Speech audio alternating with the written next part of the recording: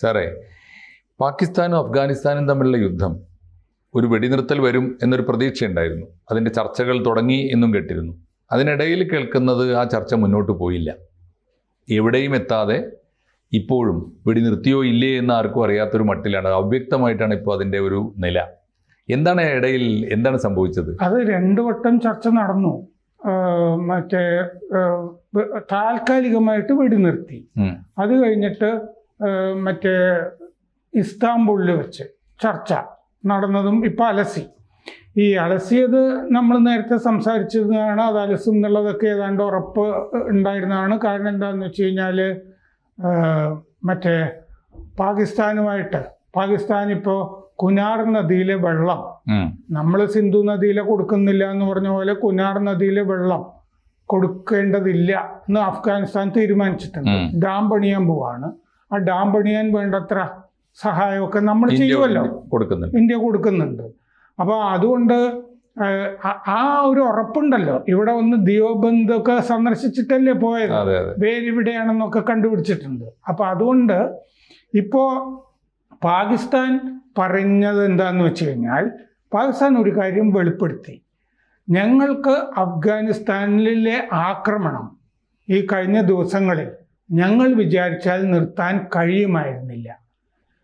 മൂന്നാമതൊരു രാജ്യവുമായിട്ട് ഞങ്ങൾക്ക് പ്രതിരോധ സഹകരണ കരാർ ഉണ്ടായിരുന്നു. ആ കരാറിന് ഒരു ബൈൻഡിങ് സ്വഭാവം ഉണ്ടായിരുന്നു. അതുകൊണ്ട് ഞങ്ങൾക്ക് അത് ബൈൻഡിങ് സ്വഭാവം എന്ന് പറഞ്ഞാൽ അതെ, അതിൽ നിന്ന് ഞങ്ങൾക്ക് പിന്മാറാൻ കഴിയുമായിരുന്നില്ല. അതാണ് ആ കരാറിൻ്റെ സ്വഭാവം. അപ്പോൾ അതുകൊണ്ട് ഞങ്ങൾക്കൊന്നും ചെയ്യാൻ നിവൃത്തിയില്ല എന്നുള്ള നിസ്സഹായ അവസ്ഥ ഈ ചർച്ചകളിൽ പാകിസ്ഥാൻ പ്രകടിപ്പിച്ചു എന്ന് അഫ്ഗാനിസ്ഥാനിലെ ടോളോ ന്യൂസ് റിപ്പോർട്ട് ചെയ്യുന്നുണ്ട്.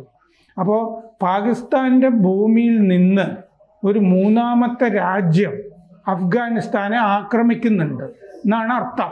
പാകിസ്ഥാൻ്റെ ഭൂമിയിൽ നിന്ന് വേറൊരു രാജ്യം അഫ്ഗാനിസ്ഥാനെ ആക്രമിക്കുന്നുണ്ട് എന്ന് ധ്വനിപ്പിക്കുന്ന പ്രസ്താവനയാണ് പാകിസ്ഥാൻ ഈ അഫ്ഗാനിസ്ഥാനുമായിട്ട് മറ്റേ ഇസ്താംബൂളിൽ നടന്ന ചർച്ചയിൽ തുറന്നു പറഞ്ഞു എന്നാണ് പറയുന്നത്, വേറൊരു രാജ്യം.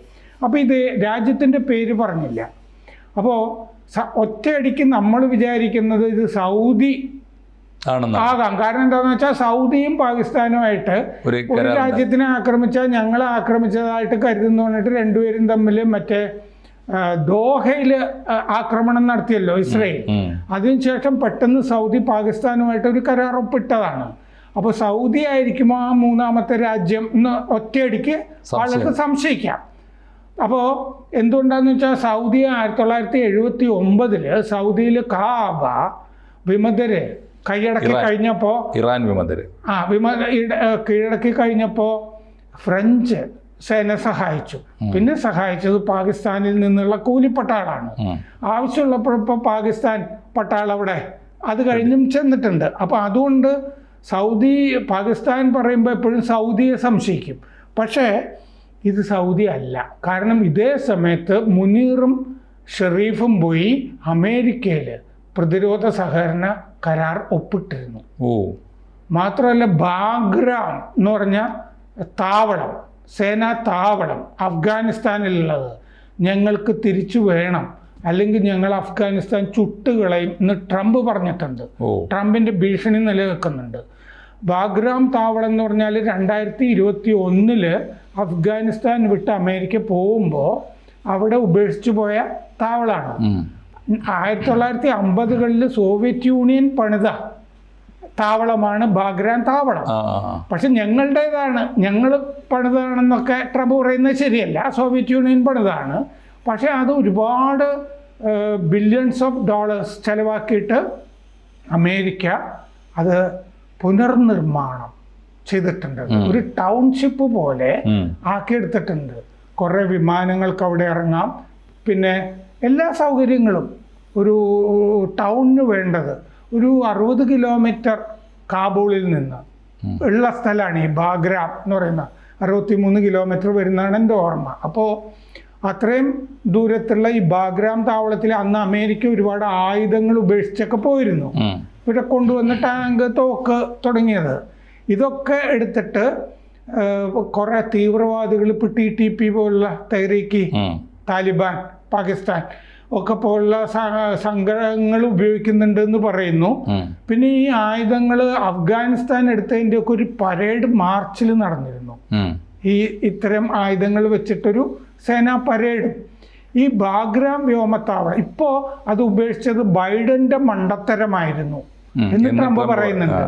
ഇപ്പോൾ ചൈനയുടെ സ്വാധീനമൊക്കെ ഉണ്ടല്ലോ, ഇതൊക്കെ ചെറുക്കണം എന്നുണ്ടെങ്കിൽ ആ ബാഗ്രാം വ്യോമത്താവളം ഉപേക്ഷിക്കേണ്ടിയിരുന്നില്ല എന്ന് ട്രംപിനൊരു തോന്നലുണ്ട്. അപ്പോൾ ബാഗ്രാം ഞങ്ങൾ തരുന്ന പ്രശ്നമേ ഇല്ല എന്ന് അഫ്ഗാനിസ്ഥാൻ നിലപാടെടുത്ത് കഴിഞ്ഞു. ഇത് കഴിഞ്ഞിട്ടാണല്ലോ ഇന്ത്യയിലേക്കൊക്കെ വരുന്നത്. അപ്പോൾ എങ്കിൽ അഫ്ഗാനിസ്ഥാന് ഒരു പാഠം പഠിപ്പിക്കാം എന്ന് അമേരിക്ക വിചാരിക്കുന്നുണ്ടാകാം. ഇതൊക്കെ രഹസ്യമായിട്ടാണല്ലോ ചെയ്യുന്നത്. അപ്പോൾ ഈ മൂന്നാമത്തെ രാജ്യം ഈ പാകിസ്ഥാൻ ആക്രമിച്ചു എന്ന് നമ്മൾ വിചാരിക്കുന്നുണ്ടെങ്കിലും അഫ്ഗാനിസ്ഥാനെ പാകിസ്ഥാൻ ആക്രമിച്ചതിൻ്റെ പിന്നിൽ അമേരിക്കയുണ്ട് എന്നർത്ഥം വരുന്ന വെളിപ്പെടുത്തലാണ് പാകിസ്ഥാൻ ഇസ്താംബുളിൽ നടത്തിയിരിക്കുന്നത്. ഇസ്താംബുളിൽ ഈ ചർച്ചയിൽ പറഞ്ഞു എന്നാണ് ടോളോ ന്യൂസ് പറയുന്നത്.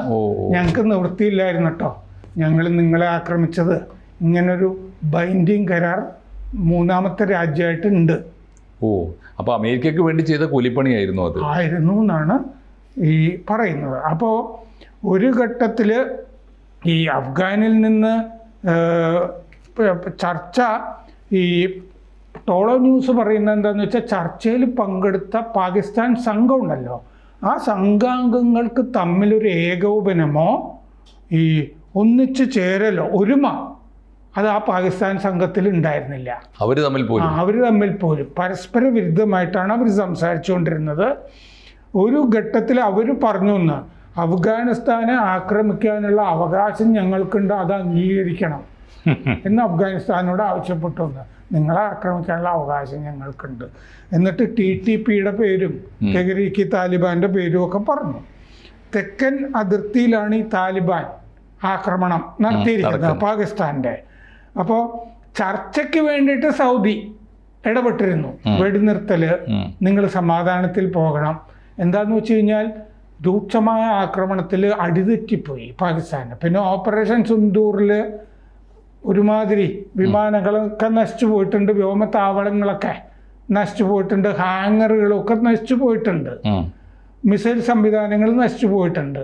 അപ്പോൾ അതുകൊണ്ട് ഇവരുടെ ടാങ്കുകളൊക്കെ എടുത്തുകൊണ്ട് പോയി, പട്ടാളക്കാരുടെ വസ്ത്രങ്ങൾ എടുത്തൊക്കെ പ്രദർശിപ്പിച്ചില്ലേ അവർ, പാനൊക്കെ പ്രദർശിപ്പിച്ചു. അങ്ങനെ സൗദിയോടും ഖത്തറിനോടും യാചിക്കുകയാണ് ചെയ്തത് പാകിസ്ഥാൻ.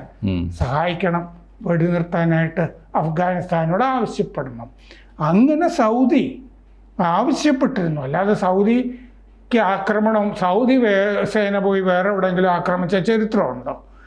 അപ്പോൾ 200 പേര് രണ്ട് ഭാഗത്തും കൊല്ലപ്പെട്ടിട്ടുണ്ട്. ഡ്യൂറൻ്റ് ലൈനിൽ 23 പാകിസ്ഥാൻ ഭടന്മാരെ അഫ്ഗാനിസ്ഥാൻ കശാപ്പ് ചെയ്തിട്ടുണ്ട്. സ്പിൻ ബോൾഡാക്ക് ഗുറാം എന്ന് പറയുന്ന മേഖലയിലാണ് ഏറ്റവും കൂടുതൽ ആക്രമണം പാകിസ്ഥാനിൽ നടത്തിയത്, മറ്റേ ഖൈബർ പക്തൂൺഖോയിൽ. പിന്നെ ഇപ്പോഴത്തെ വെടിനിർത്തൽ ഫ്രജൈൽ വളരെ ലോലമാണ്, അതെപ്പോൾ വേണമെങ്കിലും പൊട്ടാം, തിരിച്ച് ആക്രമണങ്ങൾ നടക്കാം. അപ്പോൾ കാബൂളിലും കണ്ടഹാറിലും ഒളിവിടങ്ങൾ TTPയുടെ ആക്രമിച്ചു എന്നാണ് അവർ അവകാശപ്പെടുന്നത്. ഡ്രോണുകൾ മാത്രമല്ല, JF-17 ജെറ്റുകൾ, അത് പാകിസ്ഥാനും ചൈനയും കൂടി സംയുക്തമായിട്ടൊക്കെ നിർമ്മിക്കുന്നതാണ്. ഈ JF-17 ജെറ്റുകളും ആക്രമണത്തിൽ പങ്കെടുത്തിരുന്നു പാകിസ്ഥാൻ്റെ. അപ്പോൾ ഈ പാകിസ്ഥാൻ അഫ്ഗാനിസ്ഥാനെ ആക്രമണത്തിൻ്റെ പിന്നിൽ യഥാർത്ഥ ശക്തി അമേരിക്കയാണ്. അതെ, എന്തുകൊണ്ട് അങ്ങനെ സംഭവിക്കുന്നു? അതെ, തീർച്ചയായിട്ടും ഇതിൻ്റെ ഒരു അടുത്ത സീൻ എന്താ വെച്ചാൽ, ഇതിൻ്റെ കൂടെ നമ്മൾ കാണുന്നത് ഇപ്പോൾ ഈ വെളിപ്പെടുത്തൽ വന്നപ്പോൾ അഫ്ഗാനിസ്ഥാൻ യുദ്ധം ചെയ്യുന്നത് അമേരിക്കയുടെ കൂലിപ്പട്ടാളമായിട്ടാണ് എന്നും അമേരിക്ക പറയുന്നത് എവിടെയാണോ അവിടെയൊക്കെ പോയി ആക്രമിക്കും എന്ന അവസ്ഥയാണ്. അതാണ് ഇപ്പോൾ അവരുടെ ഗതികേട് എന്നാണല്ലോ അവർ പറയുന്നത്, നിസ്സഹായത അതാണെന്നാണല്ലോ പറയണത്. ഇന്നലെ കഴിഞ്ഞ ദിവസം സാറ് ശ്രദ്ധിച്ചൊരു വാർത്ത, എനിക്ക് നമ്മളെ തന്നെ ചർച്ചയിൽ വന്നൊരു ഡിസ്കഷൻ, വന്ന പ്രധാനപ്പെട്ട ഒരു കാര്യം, അമേരിക്ക ബംഗ്ലാദേശും പാകിസ്ഥാൻ എല്ലാ ശത്രുതയും മറന്ന് ഇപ്പോൾ ബംഗ്ലാദേശിനോട് ഒന്നിക്കുന്നുണ്ട്. ഉവ്വ്. അതിൻ്റെ പിന്നിലെ താല്പര്യങ്ങളും എന്തായിരിക്കും? ഇപ്പോൾ ഇന്ത്യയെ ഒന്ന് ടാർഗറ്റ് ചെയ്യണമെന്നുണ്ട് അമേരിക്കക്ക്. അപ്പോൾ ഇനി ബംഗ്ലാദേശും പാകിസ്ഥാനും കൂടി ചേർന്നിട്ട്, പാകിസ്ഥാനും ബംഗ്ലാദേശും ചേർന്നിട്ട് അമേരിക്കൻ താല്പര്യത്തിന് വേണ്ടി ഇന്ത്യയെ ആക്രമിക്കാനുള്ള കോപ്പ് കൂട്ടിക്കൂടായികയുമില്ല. ഒരു പക്ഷേ നമ്മുടെ ഇൻ്റലിജൻസ് അത് മുൻകൂട്ടി കണ്ടിട്ടാവണം അഫ്ഗാനിസ്ഥാനുമായിട്ട് മുമ്പെങ്ങും ഇല്ലാത്ത വിധത്തിലുള്ള വളരെ വളരെ ആത്മാർത്ഥമായ ദൃഢമായൊരു ബന്ധത്തിലേക്ക് ഈ സംശയം ശരിയാണ്. എന്താണെന്ന് വെച്ചാൽ നമ്മൾ തൃശ്ശൂർ 2025 എന്ന് പറഞ്ഞിട്ട് ഇപ്പോൾ ഒരു സൈനികാഭ്യാസം തുടങ്ങാൻ പോകുന്നുണ്ട്. അത് ഒരിക്കലും അസാധാരണമായിട്ട് റാൺ ഓഫ് കച്ച്, ഗുജറാത്ത് അതിർത്തിയിലെ റാൺ ഓഫ് കച്ചിലും സർക്രീക്കിലും ആണ് നമ്മൾ സൈനികാഭ്യാസം നടത്തുന്നത്. അവിടെ കോപ്പ് കൂട്ടുന്നുണ്ട് പാകിസ്ഥാൻ എന്ന് പറഞ്ഞ ഇൻ്റലിജൻസ് ഇൻഫർമേഷൻ്റെ അടിസ്ഥാനത്തിലാണ് നമ്മൾ തൃശ്ശൂർ 2025 എന്ന് പറഞ്ഞിട്ട് സൈനികാഭ്യാസം അവിടെ വെച്ചിരിക്കുന്നത്. അത് നമ്മുടെ ഒരു സേന തന്നെ, ടാങ്കുകളും ഒക്കെ ഉൾപ്പെടെ 3 സേനകളും ചേർന്നിട്ടാണ് ആ അഭ്യാസം ഇപ്പോൾ ഒരു 10-15 ദിവസം അവിടെ നടത്താൻ പോകുന്നത്, നവംബർ 10 വരെ. അതെ, നല്ല പ്ലാനിങ് നടക്കുന്നുണ്ടാവണം. കാരണം അത് വെറുതെ ഒന്നുമല്ല, ഞാനും ആലോചിച്ചതാണ്. ഇത് ഈ സമയത്ത് ഇന്ത്യക്ക് ചുറ്റും അകലെയാണെങ്കിൽ പോലും ഇന്ത്യക്ക് മേൽ വളരെ വളരെ കൃത്യമായ താല്പര്യങ്ങളുള്ള അമേരിക്ക, ആ അമേരിക്ക ഈ 2 കൂട്ടരെയും വെച്ച് അപ്പുറത്തും ഇപ്പുറത്തും വെച്ച് കുഞ്ചിരാമം കളിക്കാൻ പോവുകയാണ്. പാകിസ്ഥാൻ ഒരു ഭാഗത്തും ബംഗ്ലാദേശ് ഒരു ഭാഗത്തും, രണ്ടും ബദ്ധവൈരികളാണ്. അപ്പോൾ ഈ 2 ബദ്ധവൈരികളും ചേർന്ന് ഇന്ത്യയെ ആക്രമിക്കാൻ വരുമ്പോൾ തീർച്ചയായിട്ടും പാകിസ്ഥാനോട് ചേർന്ന് കിടക്കുന്ന, നമ്മളെക്കാൾ ശത്രുത ഇപ്പോൾ പാകിസ്ഥാനോടുള്ള അഫ്ഗാനിസ്ഥാനെ ചേർത്ത് പിടിക്കുക എന്നുള്ളത് ഒരു നയമാണ്. എനിക്ക് തോന്നുന്നു ഇന്ത്യ ഇത് കാണുന്നുണ്ടാവണം. കൃത്യമായൊരു നയമാണത്. ഇന്ത്യ ഒന്നും കാണാതെ ആവില്ല ഈ നീക്കങ്ങളൊന്നും നടത്തുന്നത്.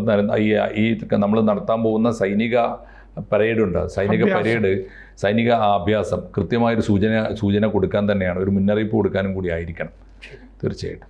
കൂടുതൽ വാർത്തകളും വിശേഷങ്ങളും നിങ്ങളിലേക്ക് എത്താൻ ABC മലയാളം സബ്സ്ക്രൈബ് ചെയ്യുക, ബെൽ ബട്ടണും അമർത്തുക.